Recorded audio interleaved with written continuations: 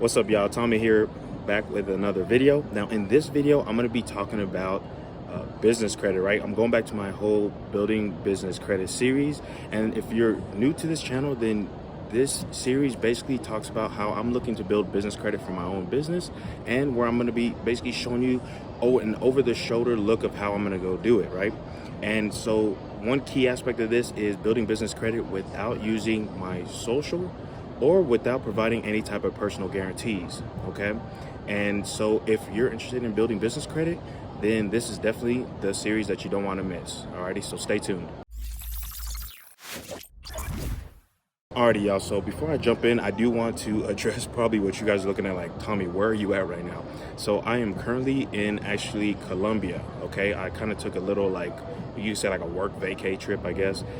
And I'm down here, and I wanted to make sure that I'm keeping up with my schedule, make sure I'm releasing videos for you guys. So I am releasing a video here on business credit, which is long overdue. I know a lot of you guys have been commenting on my other videos telling me, Tommy, hey, what's going on? Like, are we gonna get the business credit video, or you know, where are we at? And so that's what I'm going to be touching on here today, kind of giving you guys an idea, a recap of where of what I've done so far, what I've done most recently, and what I'm going to do in the future. Okay, now to actually jump into it, I actually do have don't mind me moving this papers around. I have like a kind of wrote down some stuff. I wanted to make sure that I didn't miss anything, because I know it's been a while since I've done this series and kind of updated you guys.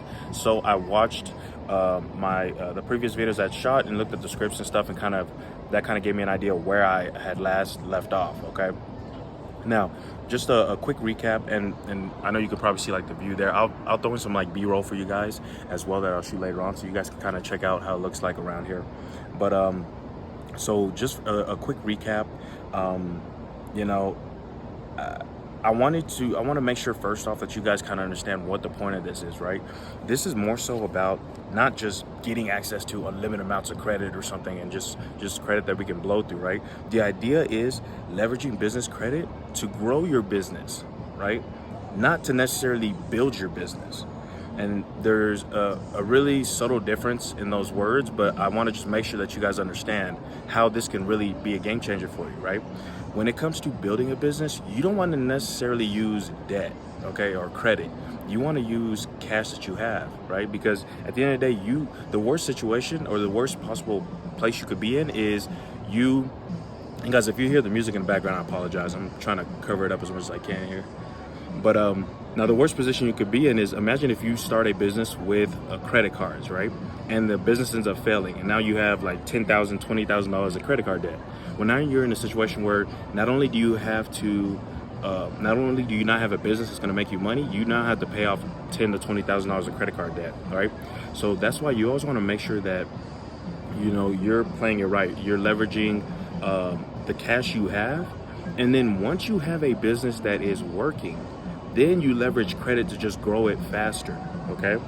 So that's why I was mentioning earlier, is you want to make sure that you're using this credit to grow your business, right? Not build your business, okay? Once you've built a business and you see you have income coming in, you can now look and see like, oh, if I do this, my business will grow faster, right? And you can kind of see where the bottlenecks are in your business, okay?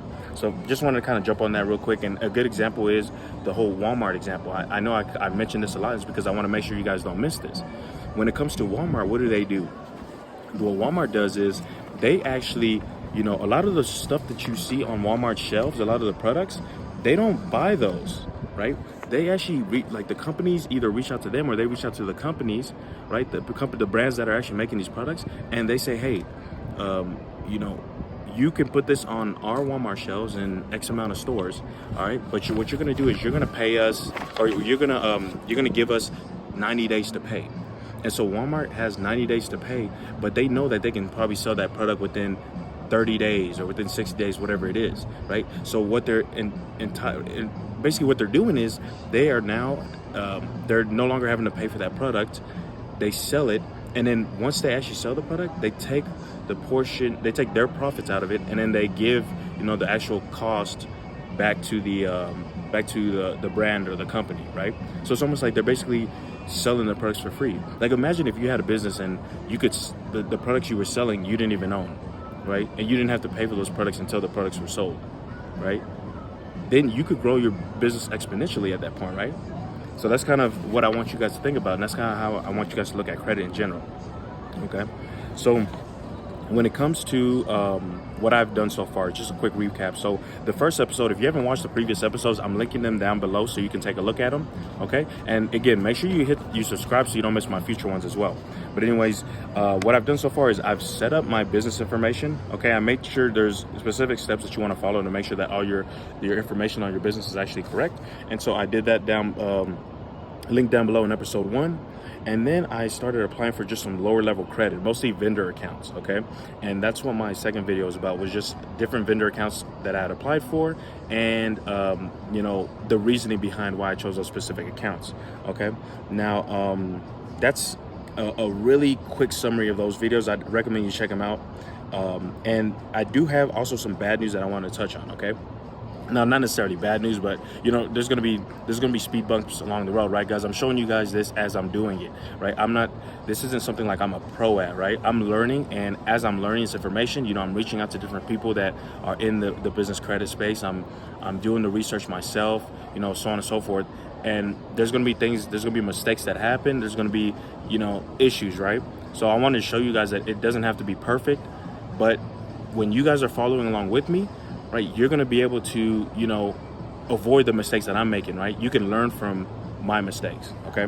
Now, so one thing that I did see is I think there's going to be an issue with how my data is reporting when it comes to the credit bureaus, okay? Now, I was using Nav. I shot a whole video on Nav. I'll link to it down below as well. But I'm using Nav to pull my credit reports, and they haven't shown up yet.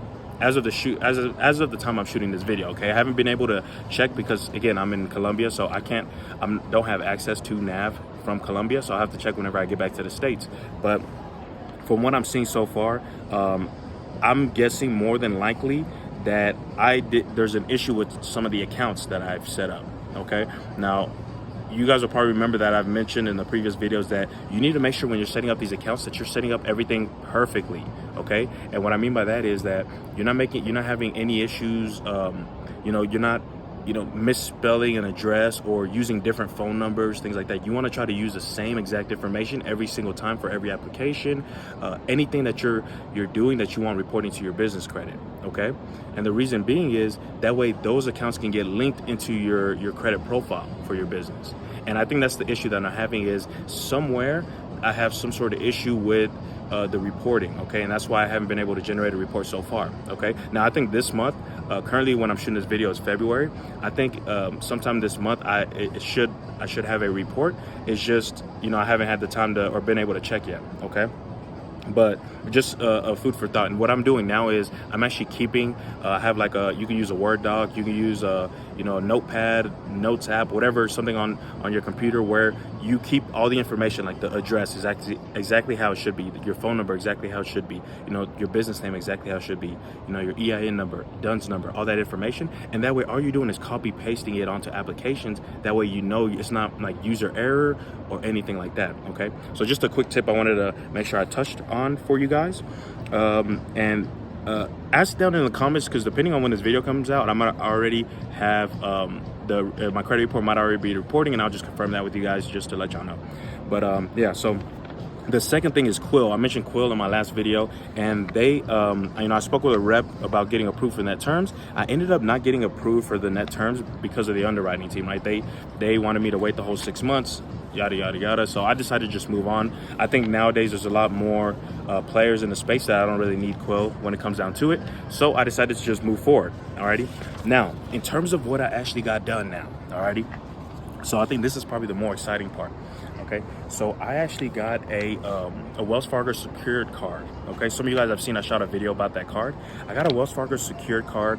The reason why I did it was because it was a big bank, Wells Fargo, and it's going to be reporting to the credit bureaus. Okay, so this is going to help me build another credit line, but it's like I think it's a more powerful credit line because it's coming from a big bank, right? And so in terms of how much I spent for this, for the Wells Fargo secured card, I spent a total of about $1,525, okay? And I'll explain to you how that's broken down here, okay? Now, initially when I opened the account, I went to a branch and I had to open basically when you're getting a Wells Fargo credit card, a secured credit card, you need to actually have a checking account with them, a business checking account. So I went to the bank initially, or the branch initially, and I hadn't brung anything. You know, I was more so getting information, and she told me we could open it on the spot. So I went ahead and just got started with it, and so I paid $25 just to get the checking account open. Okay. Now I returned and added an additional $500 because I wanted to meet the account minimums. So the way it works with the checking account is, as long as you meet the account minimum, you don't pay the maintenance fee. You know how like banks will charge you like $10, $15, whatever it is. Yeah, so they, I can't remember the exact amount. Again, I'll link to the actual video talking about this down below so y'all can check it out and you know the specifics. But you know, that allowed me to avoid having to pay any type of fees. So I just left $500 in the account. Okay, and that was for the checking account. Then I added $1,000, and that was for the secured card, right? That was the deposit. So that means that now I no longer have to, I won't be paying, now I'm able to use that credit card, and it's just like a regular secured card, like you would have for a personal account or for your personal credit, right? They're doing the exact same thing. Okay, give me a second here. I gotta flip the page. Okay, now the benefit is this card actually reports to the SBFE, which is the Small Business Financial Exchange, and they share data with literally all the biggest credit bureaus. Basically what this the SBFE is, you know, they're kind of trying to help small businesses have more access to capital. Okay, that's the gist of it. And so, you know, yeah, so that's really where they come in, and they're basically making it easier for businesses to be able to get reported by the credit bureaus. And yeah, so that was the gist of it. That's really what made me want to choose this card. And another benefit, it has a graduation track. This is huge for me, guys.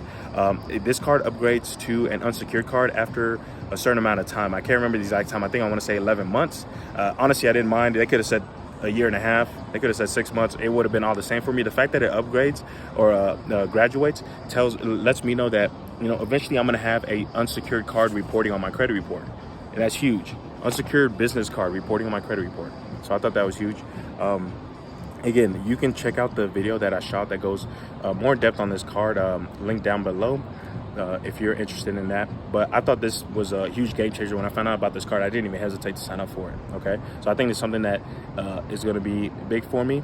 On top of that, I applied for another card. This one's going to be a fintech card, and I'll be shooting another video on this card as well. Okay, and this is called the DIVVY card. Okay, now they actually approved me for a $10,000 limit. Okay, now I've already shot a video. I'm not sure when it's coming out, but maybe by the time that you see this video, it'll be out already. But this is a corporate card, okay, and it's a corporate card that they have that reports to Dun & Bradstreet. Now the cool thing about this company is that really they want people to focus on their expense management platform, right? The idea is that, like, they want you to use their platform to manage your expenses, and they win because, you know, to manage your expenses through them, then you have to run all your expenses through their credit card, right, or their corporate card. Okay, now keep in mind, this is a corporate card, so it's great because it is a $10,000 limit, but it has to be paid off at the end of every pay cycle. Okay, so with this card, I have to pay it off every month. Okay, I can't carry a balance over. Okay, but it's okay. Like, I'm not intending to carry balances over like that, but it's great for your cash to cash cycle times, which you guys have heard me mention in previous videos, right? So if I can buy something at the beginning of the month and I have to pay for it until the end of the month, right? I get 30 days basically not to pay for it. You know, what could I be doing with that money that I would have spent to actually pay for whatever those products are, right? Things like that. That's kind of how I'm looking at it. But anyways, the other great thing is I can issue out virtual cards and physical cards to any employees or contractors. Okay, so that's where it's going to play really well for me, especially like with virtual employees. So if you have virtual assistants and things like that, VAs, then you can issue them a card, and then you can set a budget limit. So I can issue out a card to a VA and then say, oh, you can only use $300 a month. And I set that on their online portal, so that's pretty dope. Okay, so in total, I was able to get $11,000 worth of credit so far. Okay, and that's gonna be reporting to my business credit. I think that's gonna help a lot going forward. Alrighty, so aside from that, what are some of the things that I'm looking to apply for next? One big thing is I want to do the Amazon Net 45 account. That's really what have my eyes set, or my sights set on so far. You know, other than that, I think the Amazon Net 45 accounts, if I can get that, is going to be huge. And I think it's going to help the fact that I have those 2 other cars that I just recently got added on top of those vendor accounts. Okay. But apart from that, I'm also going to be looking at doing more established brands for vendor accounts. So I'm talking about things like, if I can find credit for my companies like Office Depot, who else? I don't know, Dell, things like that, right? Companies that are more established. If I can get access to companies like that, then I think that's going to be a game changer for me as well, right?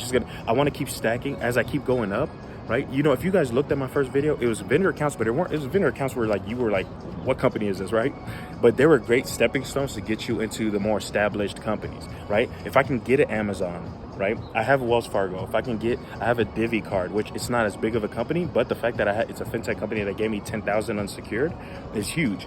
And if I can leverage that to get like an Amazon Net 45 account, and then other companies are going to see that and be like, hey, this dude has Wells Fargo, he has Amazon, they all trust him, I can trust him too, right? That's kind of how the thought process is, how I'm looking at it. And so then that should help me eventually be able to get to unsecured credit cards at other companies. Alrighty. So let's see, apart from that, that's pretty much the gist of it. Also, I'll also be I'll be double checking all my information again. I'll have to double check all my information with all the accounts that I've set up so far, just to see what's going on, right? Because I'm thinking that more than likely I have some sort of issue going on where I typed in some information incorrectly, but I'll keep you guys updated on that to let you guys know how that goes.